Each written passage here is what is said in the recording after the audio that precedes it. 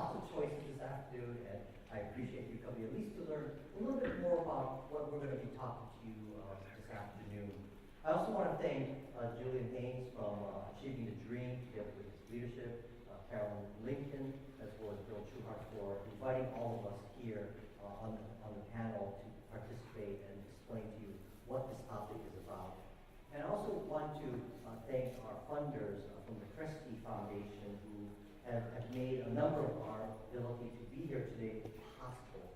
Because when I introduce one of the individuals, you'll understand why we need to thank the Kresge Foundation for supporting us, because we come from all over the nation, as well as the Pacific Islands, to be here to talk to you about this topic. So, Cheryl Reed, thank you very much. You're Phil Moses of the Kresge Foundation. So first, let me sort of position, who I am, as well as what this topic is about.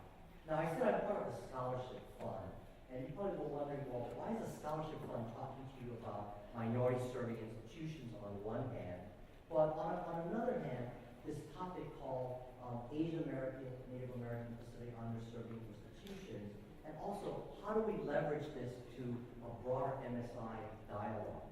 That's what we're here to talk about with you today. Now, if you think of me essentially as the leader running the Asian version of like the United Negro College Fund, that's the first position that I want to put in perspective to you. And if I ask you, who formed the United Negro College Fund, it was basically the private HBCU presidents. UNCF partners with all the private HBCUs in the nation. The Thurgood Marshall College Fund partners with all the public HBCUs in the nation. So essentially, my first comment to you is, so why wouldn't the Asian Pacific Un-American Scholarship Fund, me speaking to you today, partner with all of the pieces in the nation? Now let me first ask you the question. Did all of you know what that word un-PC was before you walked in here today? All of you know that. Okay, so the good thing about this topic is that it's a relatively new topic. And this topic is tied to a lot of data. A lot of data as it applies to demographic shifts, our community as a whole, where our community is going, and how is the changing landscape of higher education intersecting with our community across the nation. And that is about what we are about to talk to you today. So what I want to do is give you some landscape about our community, some data points, and what is happening that drove this topic about the ANAPCs. Help you put into some perspective, where is this going, and then share with you our role in connection with the National Commission on Asian American Pacific Islander Research and Education, or CARE, and then ultimately talk to you about the outlook for MSIs and some of the things that ANAPCs are doing as it applies to other institutions across the nation, which is what APD is all about. So, changing face of America. We are the fastest growing population in the United States today. And if I ask you, when were Asians and Pacific Islander Americans officially noted by the U.S. Census? Do you know it was the year 1980? Before that year, Asians, Pacific Islander Americans, and I used to check other. The population of Asian Pacific Islander Americans in the nation was about a little over 1 million. Less than 2 million overall in the year 1980. Fast forward to 1990, well, Asians, you could check off the box Asians. The year 2000, you could actually check off different ethnicities of who you are. So that's when disaggregation of all the various ethnicities really began to take place. And that's profound, because we're not talking about 1920, 1930. We're talking about in the last few decades. And that's very important of what we do today. So, 40 million by the year 2050, and also 35% increase in APIs across the nation. So this whole landscape about ANAPCs is a relatively new topic, one, and two, where is it going? So when we talk about our community, these are 48 different ethnicities. But as we start to deal with all these ethnicities, and I'll also introduce from my staff, Cecilia Marshall, who runs the APIs Scholarship Program, we're learning a lot of insights with respect to not only the ethnicities themselves, but sub-ethnicities. And every year, through our scholarship program, we find many, many new individuals who represent themselves as other ethnicities that we are learning about. So that's another learning lesson I I want to give to you about our community as a whole. One of our new scholars who applied for scholarships wrote in that they are an ethnicity called Zo, Z-O. And of course, Cecilia and I said, well, who are they? And we believe they're one of the many Burmese ethnic groups who are now living in the United States today. And there are about 12 different ethnicities coming from that country. So these are the things that are happening throughout the United States. Of these ethnicities, they speak over 300 dialects. Another dimension is 70% of all APIs speak a language other than English at home. We serve the underserved API community across the nation today. So, what is some of the trends? One happens to be poverty rates. API poverty rates, some of the highest across all of the various ethnic groups. Something that a lot of people don't really understand or follow because of this thing called the model minority myth that all Asian Pacific Islander Americans are rich, we're well educated, and we're at one end of the spectrum not realizing that there are 40 ethnicities, there are lots of communities that are below the radar, they're living in poverty. So when we look at our community overall, and a lot of this data comes from work that Robert Ternici and the CARE researchers have pulled together. But you can see some of the data. Well, half of all APIs in the U.S. attend community college. I learned that about 5 years ago. I was profoundly moved by that data. Half of all Asians in the United States are attending community college, not the four-year institutions. Moreover, if you look at the chart on the right, that's sort of like the trend lines of various degree attainments in the United States. One that I always like to highlight because I come from the state of Hawaii. Native Hawaiian Pacific Islanders, as well as Southeast Asians, 50 to 65% of all of their community have never started post-secondary education as a whole, not at all. So if they didn't start that large, think about the graduation rate on the other side and what campuses you have to go to. It's very profound data. So this information, you can find in many of the research reports that are found, not only for the CARE website, but also on our website as well. Now, if I stop and ask you a different kind of question, which is trend lines, and I told you Cecilia runs our scholarship program. I'm going to ask you a question, and some of you, you came a little early, so you know the answer. But if I ask you the question, what are the two top refugee groups to the United States in the past 5 years? Do you know what the answer is? Top two refugee groups to the U.S. in the last 5 years. Mom? Mom? No. Oh. What did you say? Burmese, yes, that's one of them. What's the other one? Very good.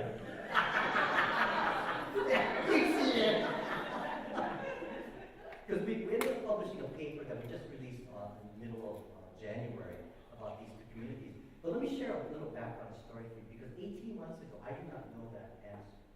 I did not. I actually said two other ethnicities. I said Iraq and Afghanistan, because that's where wars happen and that's where refugees actually come from. Now, what we were moved by was that we found an article about two of our scholars attending the University of Nebraska, Omaha. And they identified themselves as being Karen, K-A-R-E-N. And of course, at our management meeting, we said, so why did you pick that school? And who are these people? Right? That's how we found out about it. That led to a large issue, which was what is happening. And when one of our employees actually did some research at its Homeland Security website, we found out that 56% a few years ago, these two communities were the two largest groups of all refugees coming to the United States today. And what's most profound is they're not settling in Hawaii, California, New York, or the typical states where you would find many Asian Pacific Islander Americans. They're settling in the Midwest, like Omaha, Fort Wayne, Indiana, Northwest Arkansas, Columbia, South Carolina, Dallas area, many, many other areas that you would not think about. And this is happening across the nation today. So Bhutan is the #1 nation today this past year of refugees to the U.S.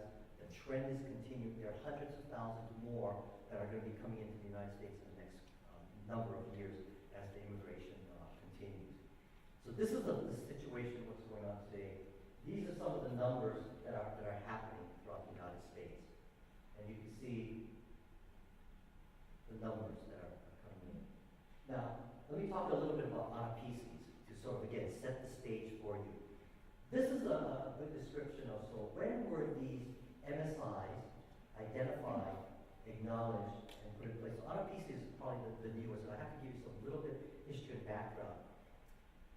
It was a member of Congress. It was actually Robert Underwood, who's today president of the University of Guam, who led the Congressional Asia Pacific Caucus years ago. When he started the first House resolution in the year 2002, but the dialogue happened well before that. Senator Kaka from Hawaii was also put into the companion bill, the Senate bill, to start the dialogue. But ANAPISI, by definition, wasn't passed until the College Cost Reduction and Action Act in 2007. They were officially provided some funds in the year 2008. That's why it's 2008 up here. But it goes beyond that. And the role that the scholarship fund played in connection with the work that Professor Robert Terenici had done between 2008 and 2011. So what happened? So while Congress, the legislative side, passed a law regarding ANAPISIs and recognizing ANAPISIs as deserving of a minority institute status, it was the Department of Education that had something else very profound. And that was a website that described and listed who were eligible minority-serving institutions. So here's what it said.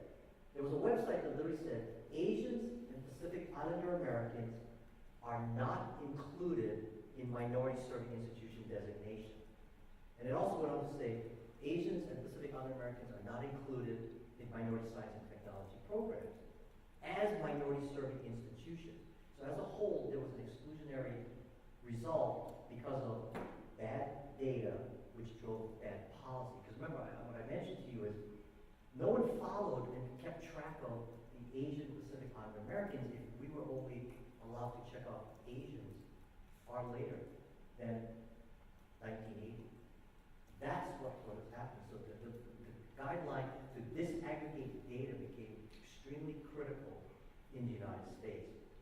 So the work that, again, we had done between 2008 and 2011, and on May 2011 was when the Department of Education officially put ANAPISIs on the list of minority-serving institutions, which now made ANAPISIs eligible to be on the same par as all the other minority-serving institutions, now eligible for federal funding, grants, and other programs, in addition to monies that Congress had allocated specifically for programs in the United States today. So that is basically the history about why it's important and why it's relatively new to the United States and the landscape. But today, ANAPISIs is listed with all the other institutions. And we'll be introducing a number of the panelists very shortly because they represent the latest ANAPISIs who are doing some of the work that we want to share with you and the things that they're doing to drive this dialogue. Okay, now, so this chart is basically what you have to do to become an ANAPISI, and sadly there's a series of steps that you can take. You have to annually apply for the status, and you have to have at least 10% or more Asian Pacific Islander Americans, half of them have to be Pell Grant eligible.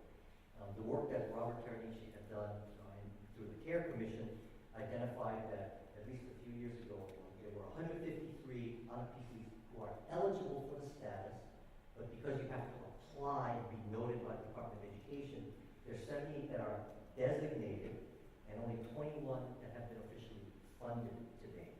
And the amount of monies that have been allocated for funding has been fairly low. If you go on to the CARE website as well as our website, you can find copies of the CARE research reports, and a report that was published and released in June 2013, last summer. You'll find in the appendix the list of every single ANAPISI, at least as a snapshot in time. But I would also, I think Robert would probably tell you the same, this is all dependent upon the changing landscape and demographics of the United States and the migration and immigration to the United States of Asian Pacific Islander Americans. And what's happening today is we're trying to work with all of the ANAPISIs in the nation, just like my colleagues at UNCF and the Thurgood Marshall College Fund, partner with, again, the private HBCUs as well as the public HBCUs in the nation.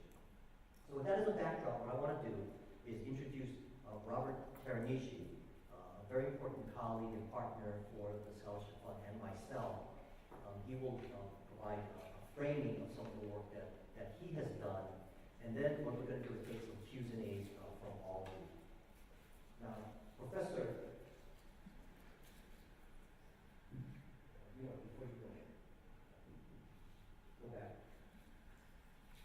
Yeah, let me just run through a couple of stuff. So these are where all the honor PCs are in the nation today, and they're in 12 states. You can see where they are and how they're framed. This is where we as a scholarship fund are spending a lot of time working with the various institutions as best we can as we scale up. And you're going to be hearing from two leaders, one from Guam and one from Texas. Not necessarily again California, Washington State, New York. And,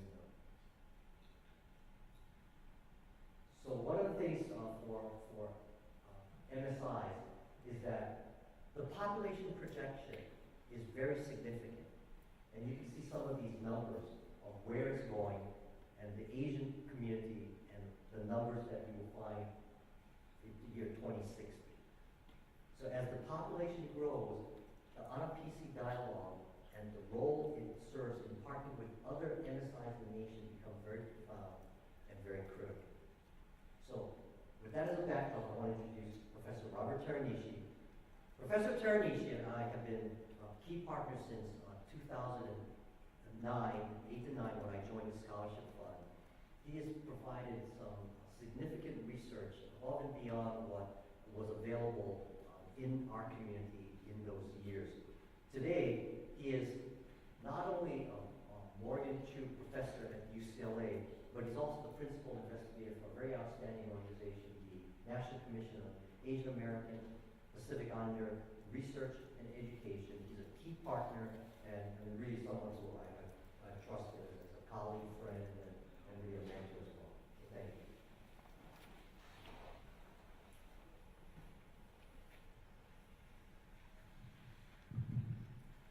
All right. I gotta try to hold the microphone, some notes, and a clicker all at the same time. Try to find a clicker. Okay. Hey, Cecile, can you pass me that?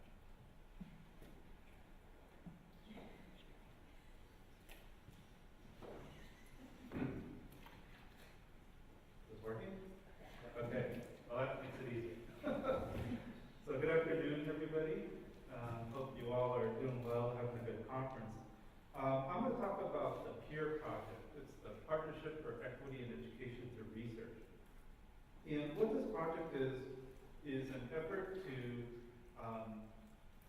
do a few things. One is to basically raise the visibility of honor-PCs, get a sense of what these institutions are, who they serve, and the difference they make. This is on a campus or institutional level, but also on a kind of broader national level. You know, what are honor-PCs relative to other minority-serving institutions? That's the type of question we ask through this work. We started the project with 3 campuses, and I'm going to talk about the research we've done with some of these 3 campuses. We call it co-investigative research. So I'm really glad to be here at ATD because it is kind of a similar model where we have a research entity, the CARE research team, and then we have campus teams at each of our sites, and we work with them on a one-on-one basis.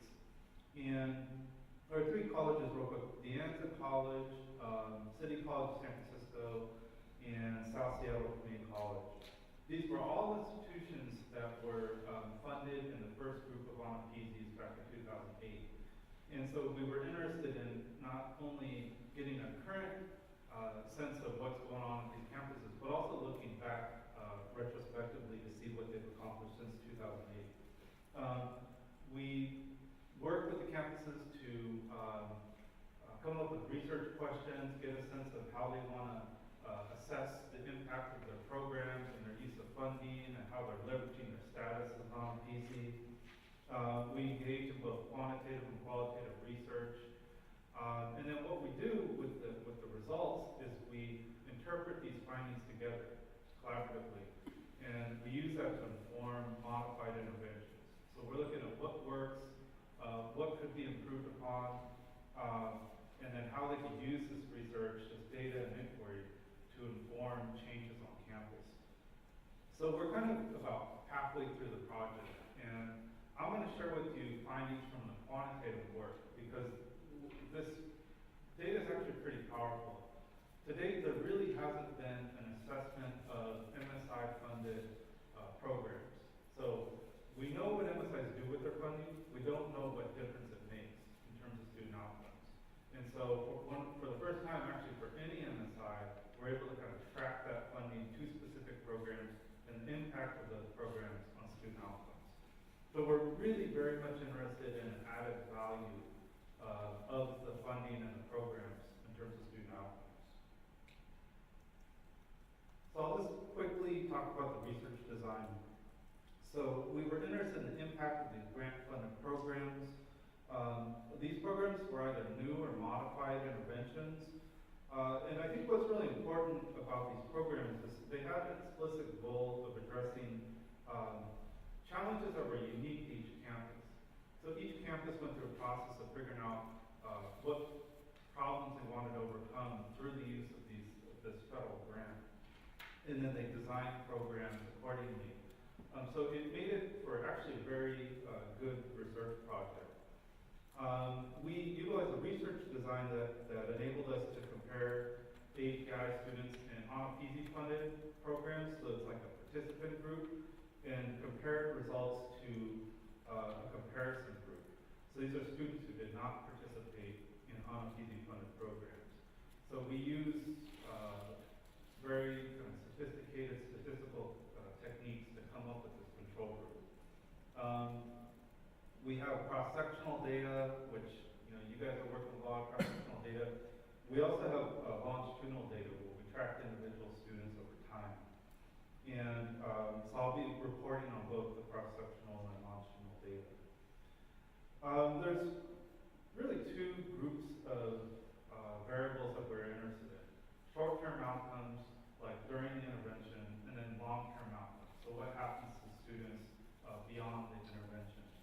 And the short-term outcomes were things like the transition from developmental education to college-level courses, credit accumulation, credits attempted as well as credits earned, and then course performance. So we're interested also in grade point average. Long-term outcomes, we focus on persistence from one term to the next, degree attainment, and transfer rates. So all of our partners were two-year colleges, so they were all really interested in the transfer rate.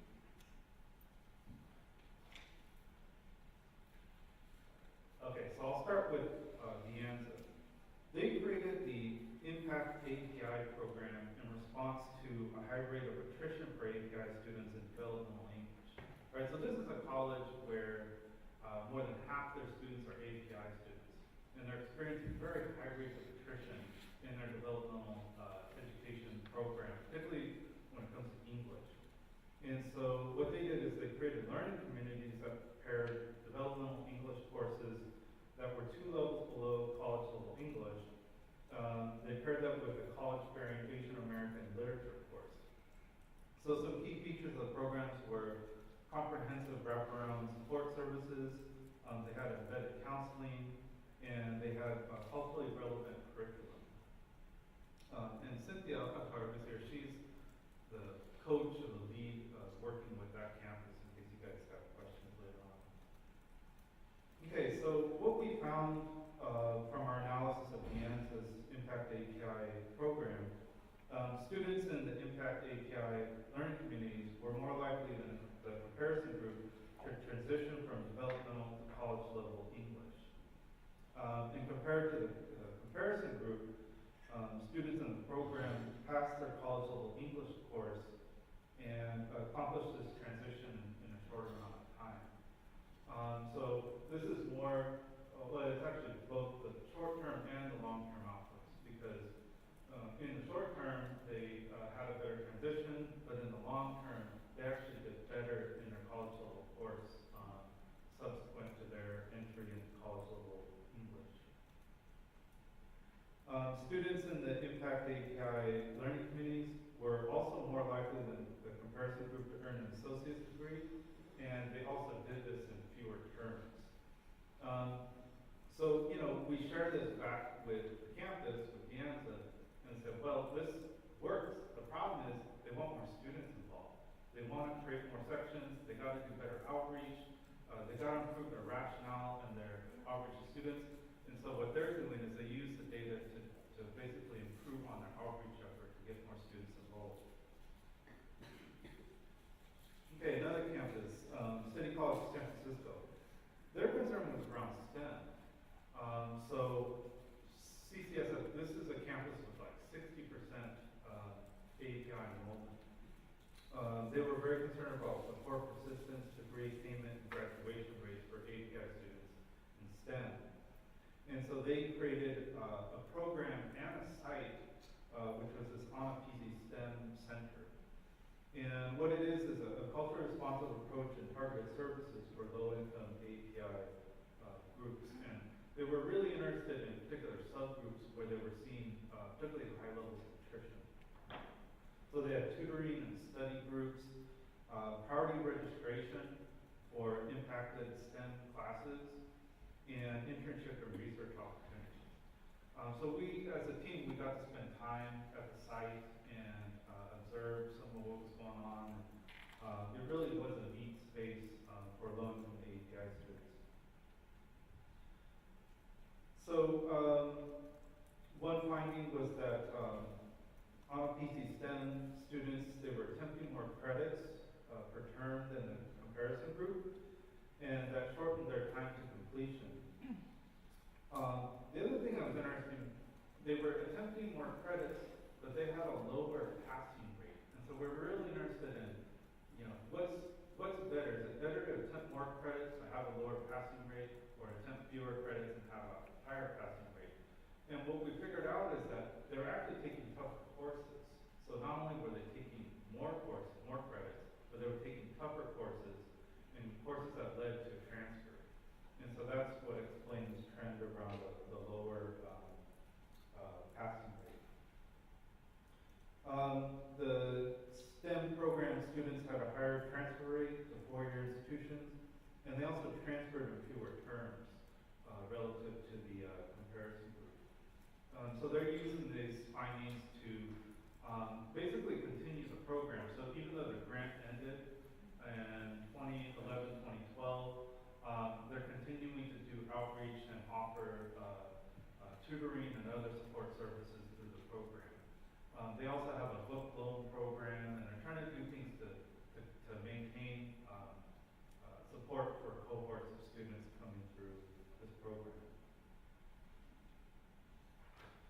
The last campus, South Seattle Community College. So similar to De Anza, South chose to use their funding to create learning communities.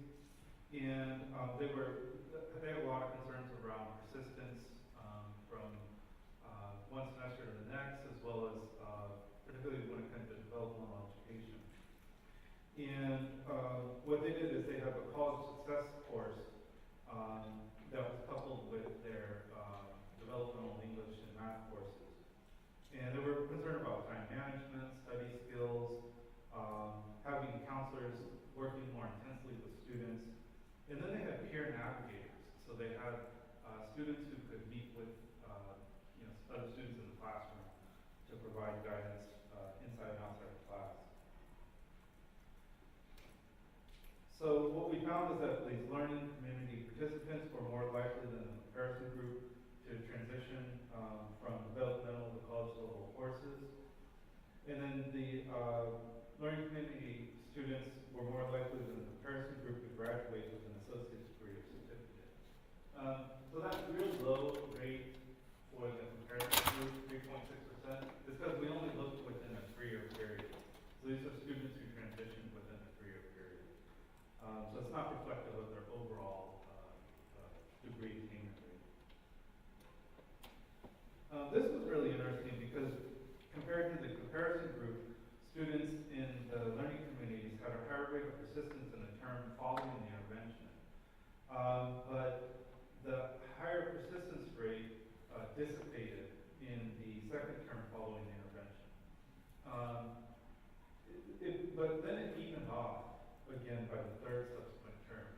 So this is interesting because I think this is a trend we're seeing with a lot of learning communities, the research on other learning communities, where the impact of that learning community is really in the short term and is dissipating in the subsequent term. So it's important to find ways to continue to keep students engaged in another way or through additional learning communities, perhaps keeping them in a cohort over the long run. But with that said, by being able to maintain them at a high rate in the subsequent term, even though there's a drop off, the students are still doing better overall than students who did not have access to the learning community. So even though the attrition rate from post-term 2 to post-term, or post-term 1 to post-term 3 is kind of level for the most part for the control group, the treatment group still had a better outcome ultimately. So I think this data points to a few key points that's really relevant to you all. Establishing a culture of inquiry is really critical for institutional capacity building efforts. I think what really made these interventions successful was that they were designed in response to a very specific problem or challenge. The programmatic goals were very narrow and targeted, and the activities were really tied to maximizing the potential of the intervention. One of the campuses we studied, they spread out their money quite a bit, and so the impact, the number of students they were able to reach was kind of small. And so we were able to look across these three campuses at what happens when they focus their money versus spread it out. And we think that the focused effort probably pays off better. We're going to have a report that comes out in March, and it'll go into this in more depth. Targeted investments can drive innovation, support institutional change, and help improve desired outcomes. So what's interesting, Kay in a moment will speak about how they're using their resources as an ONPZ, as a minority serving institution, to work towards some of their goals as an ATD campus, right? I mean, that's like a great matching partnership to be able to not just set goals, but apply some resources from the program towards that goal. Resources matter. The campuses work with, we're having a tough time in terms of resources. IR, they struggled to have good data. We spent a lot of time cleaning data, and so we took on that responsibility for them because we couldn't burden them with that task for our needs. And so campuses need to find ways to invest more in their IR work. I think as an ONPZ, for MSI generally, we have to find ways to get the government to understand some of these challenges and invest more and support the work of these campuses. These campuses all have very good intentions, but they face a number of challenges in just trying to, gather and analyze and understand and, create goals and implement strategies based on this information. And, so I'm really looking forward to hearing from Kay and Mary about how they navigate these types of challenges at the campus level. But I'm really glad to be here. I'm glad we're able to join you all at ATD because, first of all, I'm a data geek, but I like to focus on closing the equity gap, right? So it's all kind of this changing face of America and how institutions can better respond to the changing demography of the nation. And we just want to make sure folks are aware of low-income API students and some of the challenges they face. So thank you very much. I have to apologize in advance because I got to leave right at 5, catch a flight, but I hope we get a chance to have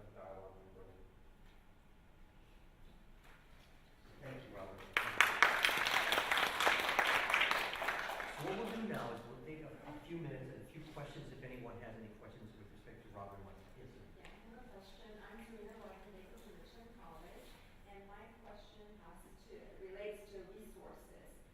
Robert, you said resources matter. Yeah. How are the colleges in the first round sustaining their efforts? You Yeah. talked a little bit about their challenges. Would you share with us anything that you've learned in your study about what they're doing to ensure that they continue with the initiatives that they've implemented? Because we're going to be in that same situation, and we want to be sure we learn from the colleges who participated in the first round. Yeah, and I don't know if I'm the best person to respond to that. I have more of a global perspective on that. Some colleges, they modify interventions. So, like De Anza College has a lot of learning communities. They're very big on learning communities. And so for them to create a new learning community wasn't much of a challenge, right? They're kind of replicating a model that they have for Latino students and other student populations they wanted to target. So it's easier for them to also sustain that type of model. But I hear all the time people saying learning communities are expensive, and I don't know exactly what that means or how they calculate the actual cost, but Faculty release.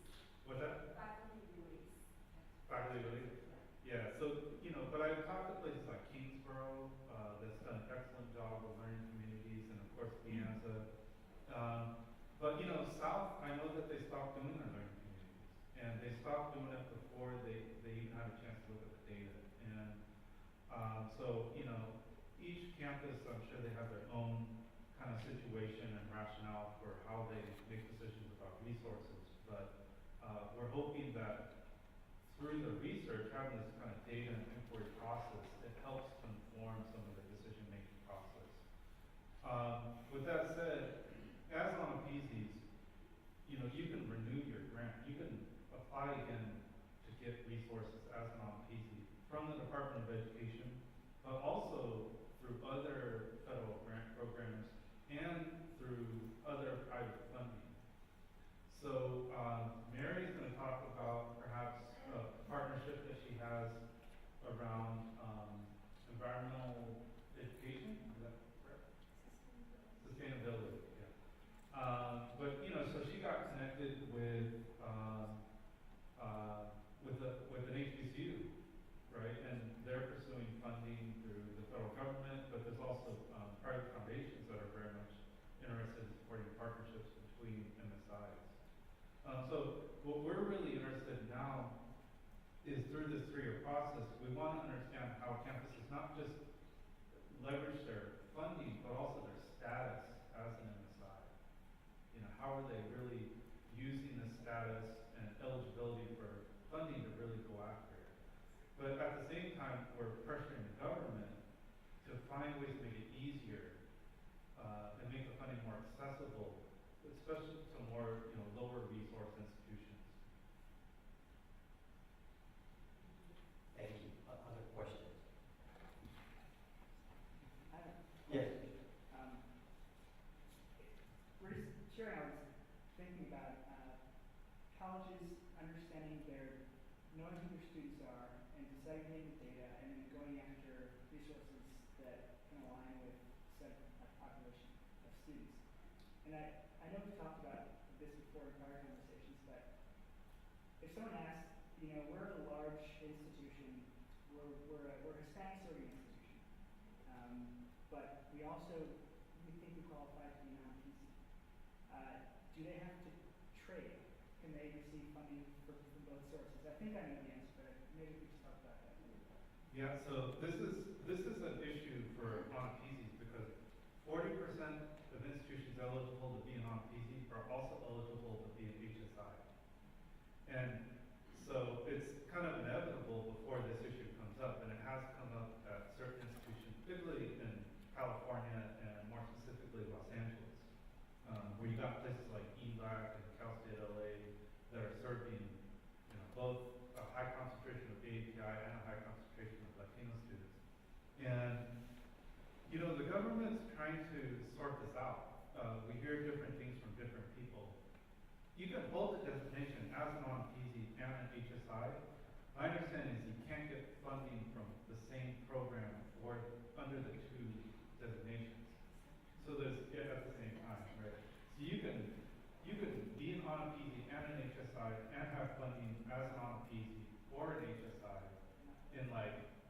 Title III Part A or something, and then also get Part F money under a different, as the other MSI program. They've distinguished that in terms of the mandatory funding versus the discretionary funding. The discretionary funding was the model where Congress actually appropriates funds which they've used up. But that's the one where it's been very clear you cannot get both at the same time.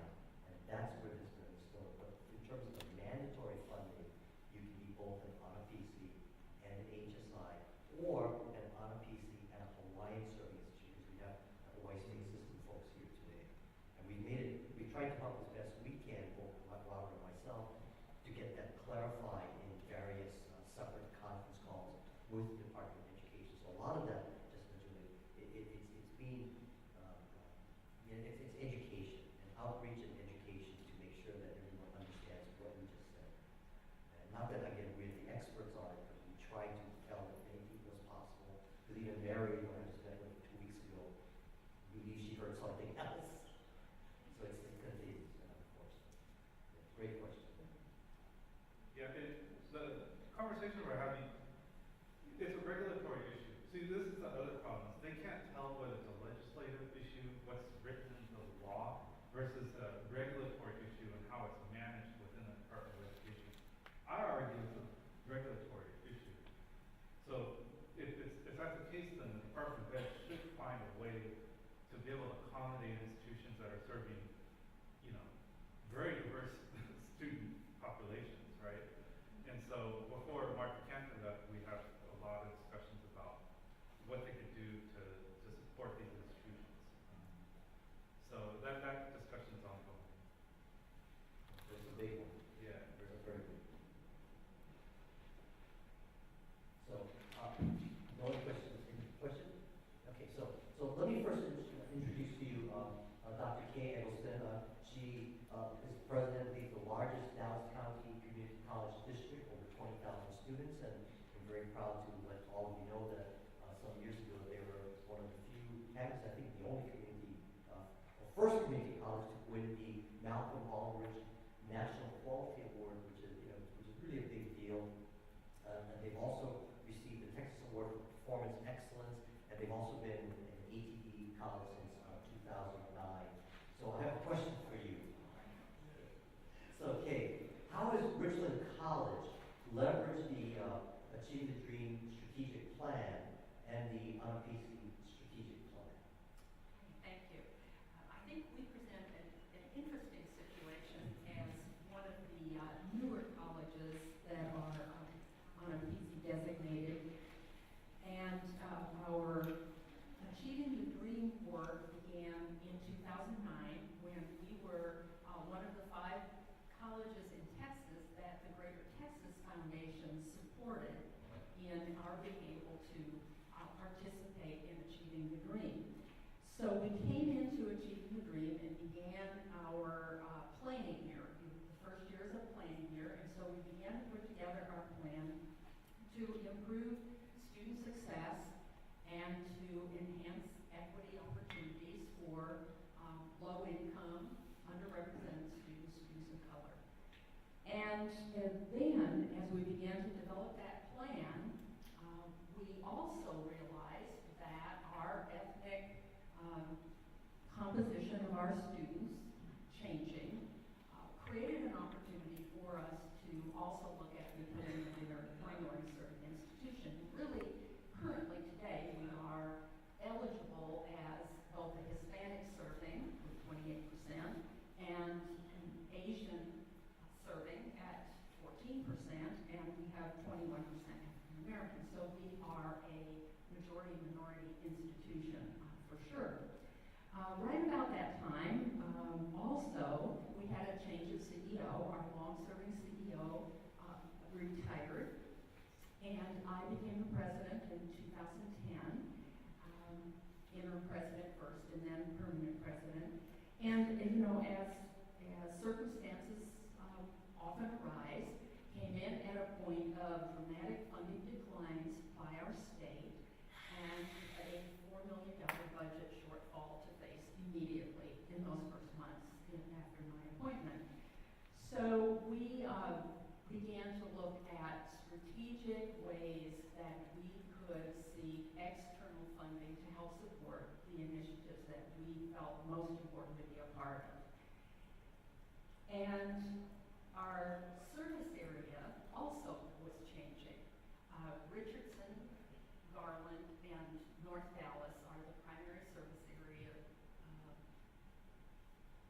populations that we serve with our 20,000 students.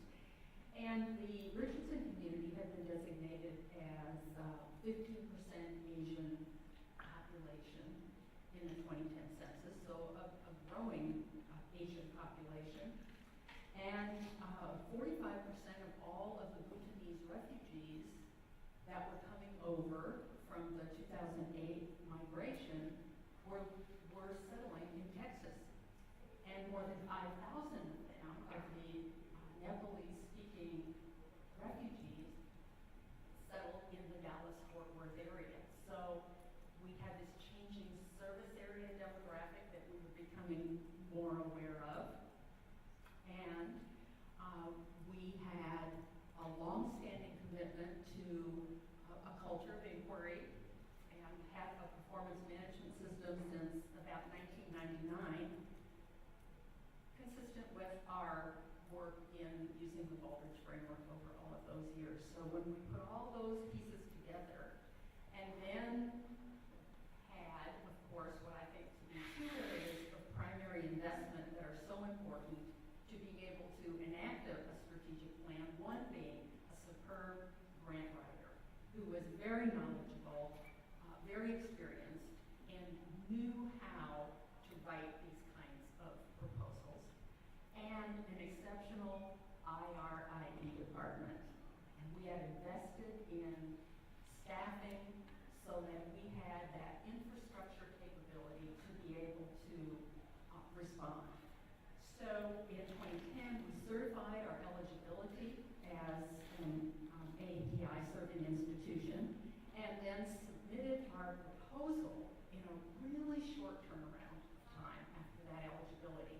And the reason we were able to do that is we leveraged and layered our Achieving the Dream plan on the Easy grant and created that as the funding model for our Achieving the Dream plan. We already had all the data pulled, we had the objectives for the plan, we knew what we wanted to accomplish, and that was our submission as an Easy institution, and we were funded by the Department of Education for a 5-year, $1.4 million grant with each year supplemental funding to us to augment that plan. So for us, the Easy opportunity was absolutely the perfect vehicle for us because the Easy grant funds are not specifically directed to one specific group of students, but rather to raise the levels and strengthen overall institutional capability to improve outcomes for all students. And that is how we wrote our plan, to improve the outcomes for all of our students. So leveraging those timings so that the Achieving the Dream plan and all the work that went into the Achieving the Dream plan then could be realized as an Easy. And it has become then a strategic pathway for us to leverage and then to seek additional private funding and to become acquainted and affiliated with the Asian American Pacific Islander Scholarship Fund and other opportunities. So that strategic timing, that infrastructure capability to be able to write and to secure a proposal that would be fundable, and then to go ahead and pursue that path has, for us, been a very significant way to move forward our college's strategic plan to increase student success. So thank you very much. Okay. So next is we have Dr. Mary Okada. Dr. Okada is the first female president at the Guam Community College. Ever since I've known her, she's led so many initiatives at Guam Community College, and she led the construction of not one, not two, not three, but 4 buildings on her campus since I've known her. It's just outstanding. She's on a lot of different boards. that background, Mary, I have a question for you. So how has, your leadership, as well as Guam Community College, leveraged all the on-PC funding to increase institutional performance as well as a student's success? First of all, I'd like to find out, how many of you know where Guam is? Okay, let me tell you, it took me about 18 hours to get here. So it's not a skip and a hop away. 3,800 miles away from Hawaii, 1,500 miles away from Japan, another 1,500 miles or so from the Philippines. We're right out in the Pacific area. At the time we wrote our NFPC grant, we have a 92% Asian American Pacific Island population for our students. So just a little bit of background about the college. Well, first of all, I want to say, half a day. Can you say that? Half a day. Okay, by no means, even though it sounds like half day, by no means do we work half day.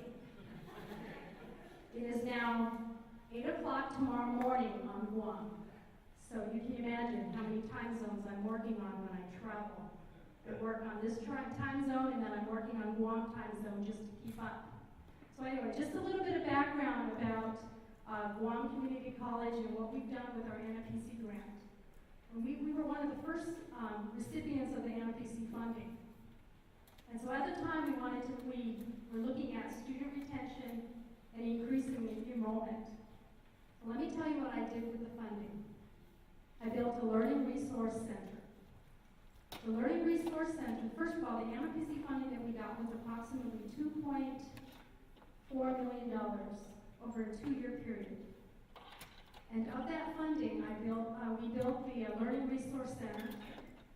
That building is funded by 5 different leveraged funding sources: U.S. Department of Energy, U.S. Department of Agriculture, the U.S. DOE grant.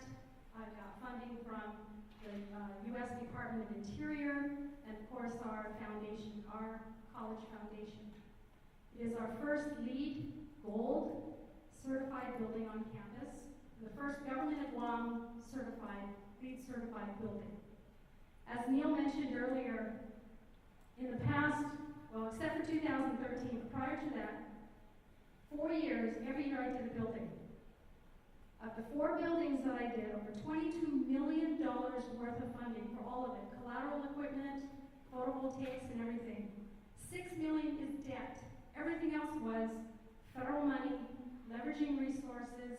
And so I love to talk about leveraging resources because my background is finance. And so you think of a quilt and how you sew all the pieces together to make that beautiful quilt. Well, that's what we've done on our campus.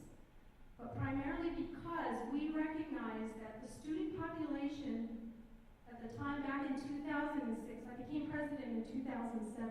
2006, we had about 1,700 students. Last year, we're at 2,700 students now because of all the additional resources we put into the campus. But part of that has to do with how do you find the additional resources? How do you leverage it against other resources that might be available? And then the third part, somebody asked earlier, was how do you sustain those partnerships, or how do you sustain the resources going forward? So part of the stuff we did, one is I love being in a community college because everything that you do is affected by any job, federal government, occupation that anybody can think about. Just think about it. Everybody at NASA has training.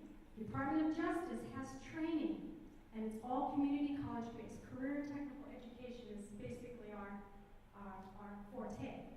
And so when I go to Washington, and Neil knows that I go to Washington at least twice a year, I start knocking on all those doors and say, what money do you have? What federal grants do you have? How can I leverage it? Because a dollar you give me is a dollar less that I have to look for. And that's the perfect piece of it. But then on the other side of it is you got to make sure that you're able to show fiscal accountability. In the next week or so, the college will have obtained, because I just reviewed the financial statements last night, 13 years, consecutive years of clean audits. That's a pretty tough thing to keep and maintain.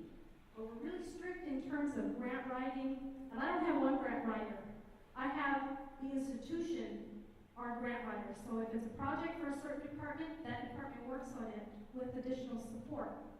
And so we have grant writers across the campus that all focus on different areas because they have the expertise. Grant writers, you know, basically, for us, we know the template component, but the needs assessment, the means of assessing, and the data collection and all performance after that, you have to be able to carry out, or somebody to carry out those activities. So the whole piece about leveraging for us really has to do with understanding what is it that you need. And at the time when we wrote the grant, we knew that we needed the students to remain on campus, but we didn't have the facilities to do it. And so now the library has been available since 2010. We're tracking the numbers of students coming in. Not only is it a community college library, we also service high school population on Guam for all of the career and technical education courses for the public school system. And so we have over 800 students a day on our campus taking CTE just from one high school because it's nearby. And then, we also open it up to the community so that they're able to come and avail the resources that are available. So that was how we identified the leveraging of the funding that was made available through the original or the first NPC Awards grants. And then one of the things that we did in terms of sustainability is we implemented a tuition increase over a period of time. And we actually got the students to support it because we did designations of the tuition increase. A percentage of it went to increase faculty numbers, a percentage of it went to increase classroom or do classroom improvements and upgrades to the campus. A percentage of it went to administrative and staff positions. And so they supported it over a 5-year period. There was only 2 years that we didn't increase the tuition because we had the additional ERA funding that came in during the time. And so for a 5-year period, we did a tuition increase 3 times that was all supported by the students. And that's how we've been able to get the students behind us, set aside funding so that we're able to continue programs for our students. And so, like I said, in terms of talking about leveraging funding, I can talk about it all day because I really like the topic about leveraging funding and how we're able to identify partners to help us through.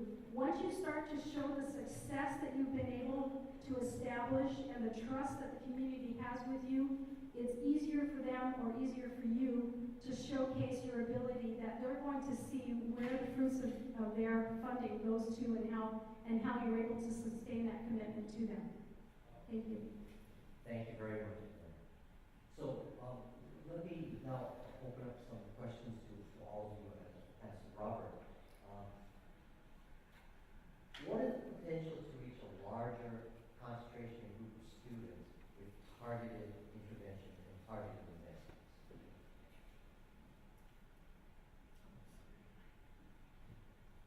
So I'm really excited about PCs because it's a way to target resources to a small number of institutions to reach a large concentration of low-income API students. So I'm very much interested in targeted investments and strategies where we could really kind of hone in and use limited resources to really maximize the impact. So on PCs, there's about 153. They represent only about 3% of all colleges and universities in the U.S. Those 153 institutions serve 75% of all low-income API students in the nation, right? So if you want to invest in low-income API students in terms of programs and strategies and proving success among that group, that population, then invest in our pieces. And that's the message we're trying to get across to the government, the funders. If we really want to close the gap for groups that are particularly vulnerable and showing kind of the most severe challenges, that's an easy way to target resources. So we think the RPC program has great potential. The challenge is convincing the government to improve their commitment to that sector. So it's a lot of educating folks, and it's interesting because we are throwing information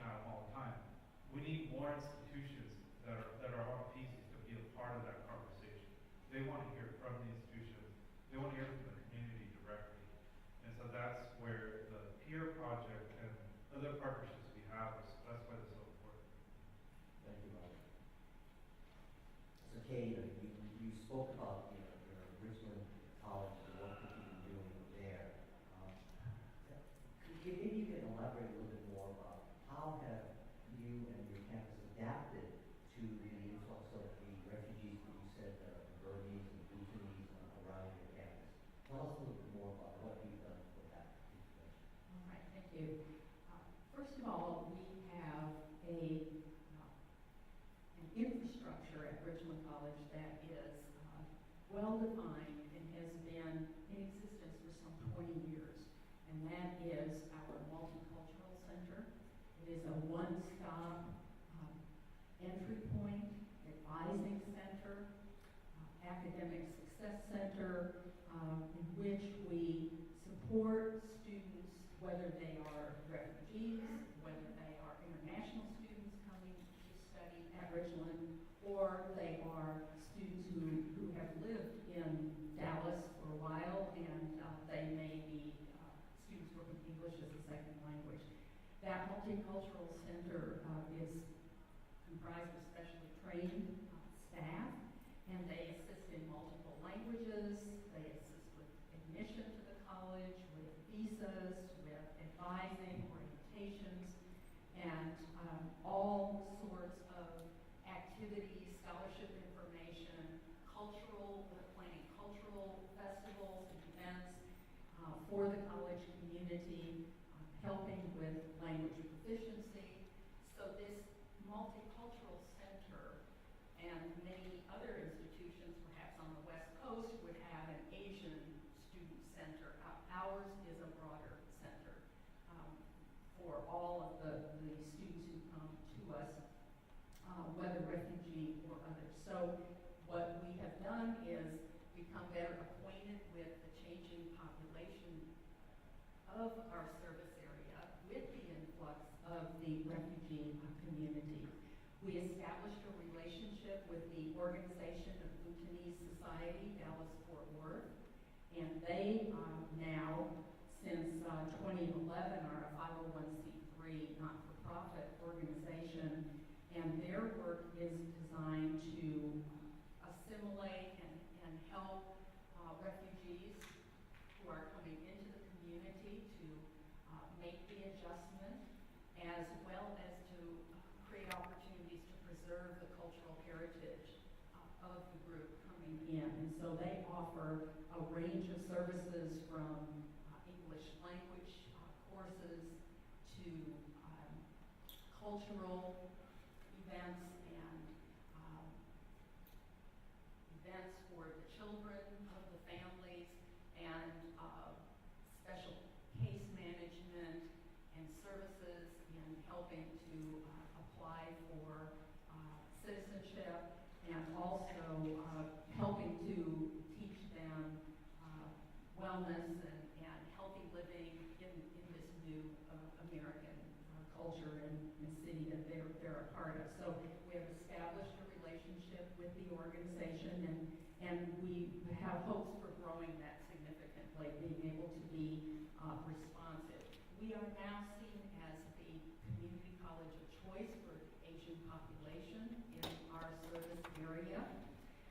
And part of that is because of our reputation for high quality and for a very rigorous academic experience for all of our students, and that's highly valued in our Asian community.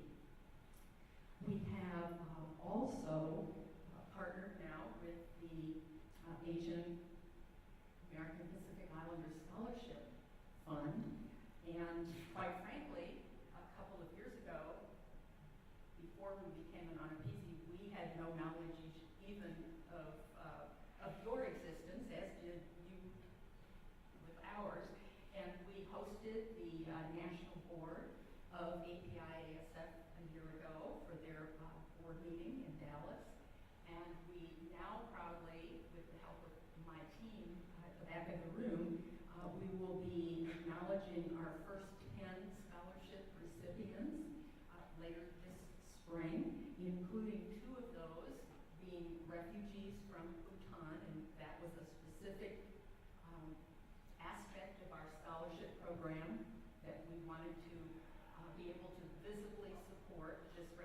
population as well. And so we are pleased to receive some $26,000 in scholarship funds for students as we begin to grow this work in our community. We have also recently been involved with APISF and the Association of Asian American Studies in the new national report that has come out on invisible newcomers, refugees from Burma, Myanmar, and Bhutan in the United States. And Richland College served as an editorial reviewer of this monograph.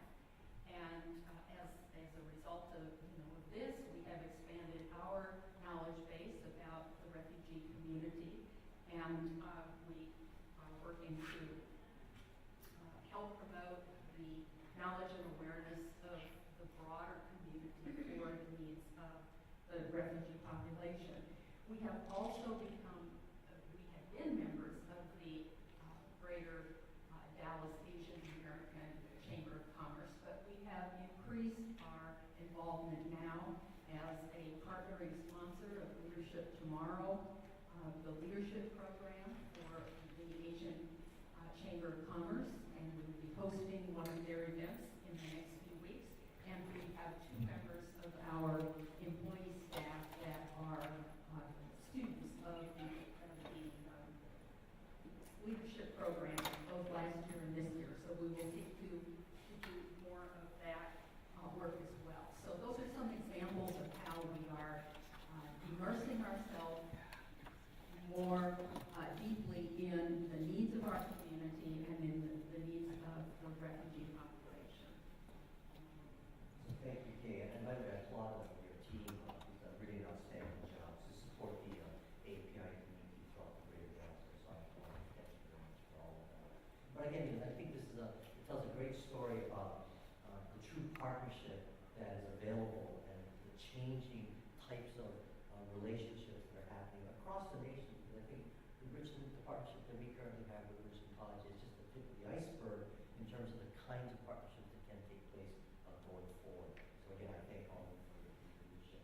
So Mary, I have a question for you. So similarly, how does Guam Community College handle all of the unique challenges of the Pacific Island diaspora and all the students who are on Guam? So let me give you a little bit of information on where some of our students come from.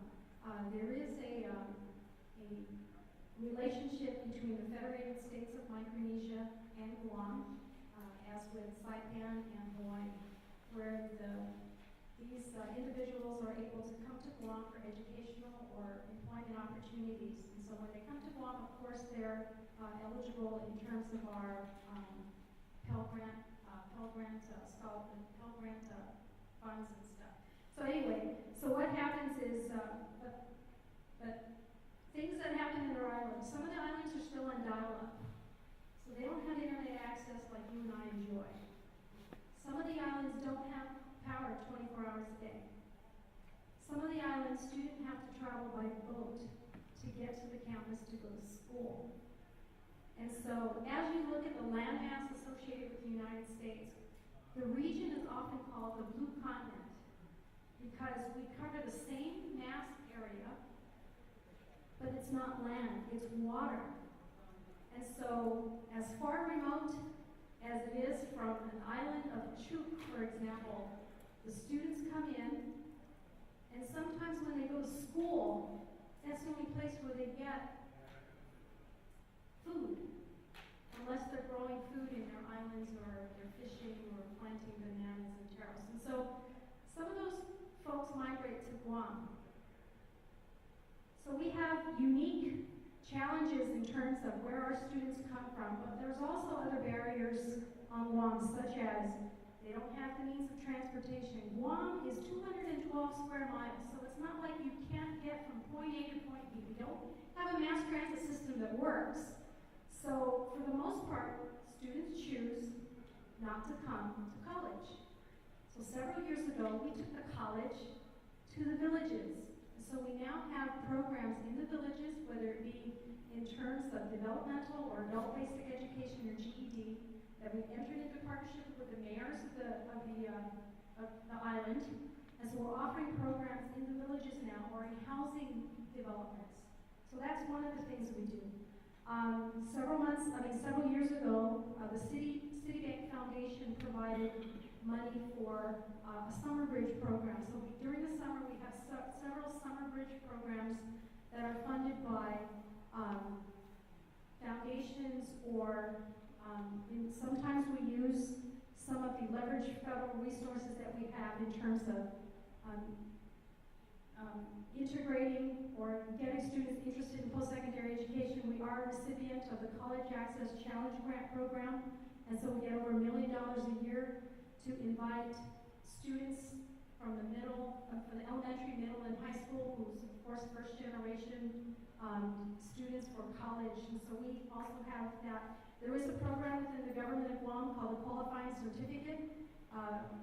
Organizations that take advantage of the qualifying certificate, which are basically for tax credits, have to give back to the community. So we've gone to those folks that have tax credits to provide funding for education, for health care, and to support our programs. We have tutors that we provide our students. We have mentoring from some of our faculty members for daycare providers.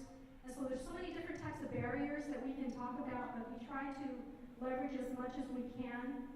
We do have student organizations on campus. We have a whole organization called Center for Student Involvement that is open to all post-secondary students. We provide them with leadership opportunities, and they have cultural diversity projects every semester.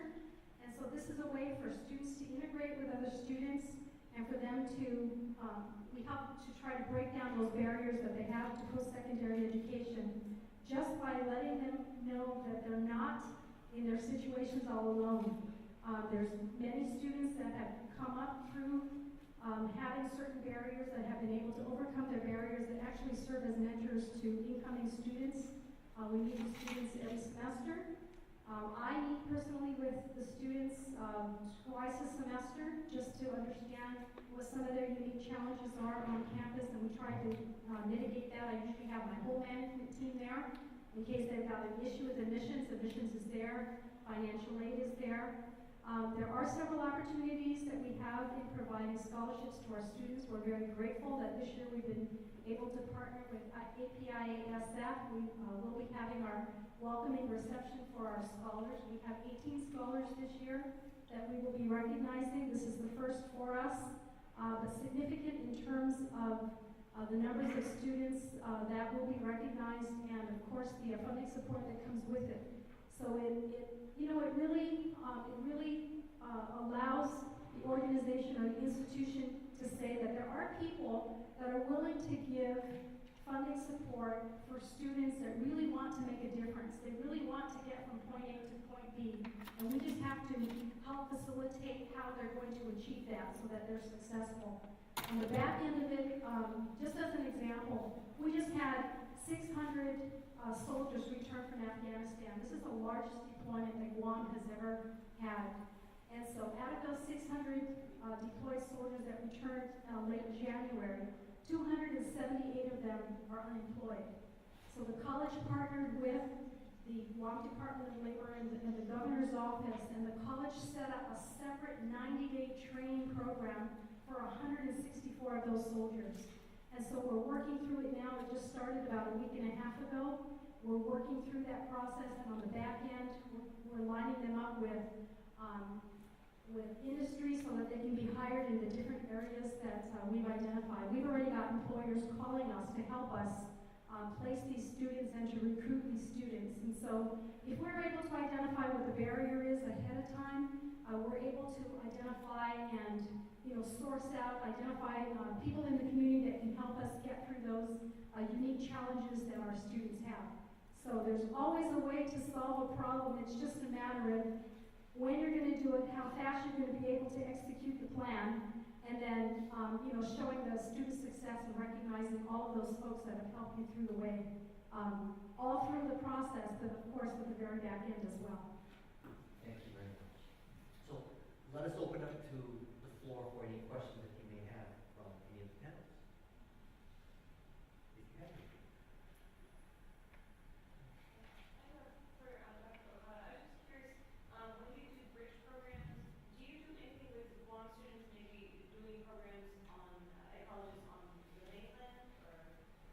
why other places like change? So we don't do student exchange right now. We do have articulation agreements. I am part of a Pacific Post-Secondary Education Council, which are actually representatives from the presidents from the Micronesia region, to include UH Hilo, UH Manoa, University of Guam. And we have, through our chief academic officers and our accreditation liaison officers, we've been able to build capacity for our region and to support our students. We've entered into articulation agreements. And so, for example, with Guam Community College, we have articulation agreements now with the University of Phoenix. We just signed off on, we're working with the University of Alaska Fairbanks.